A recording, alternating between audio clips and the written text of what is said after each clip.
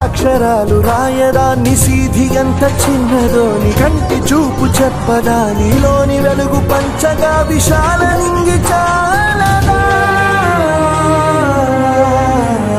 మనుష్యులందు వర్షాల్లో నువ్వు వెళ్ళడానికి ఇబ్బంది అవుతుంది. నేను టైలరింగ్ చేస్తాను. సౌకర్యం కలగజేసినందుకు ఇప్పుడే ఊరి నుంచి వచ్చేగానండి. నేను ఇక్కడ నుంచి కాలనీకి వెళ్ళాలంటే ఆటో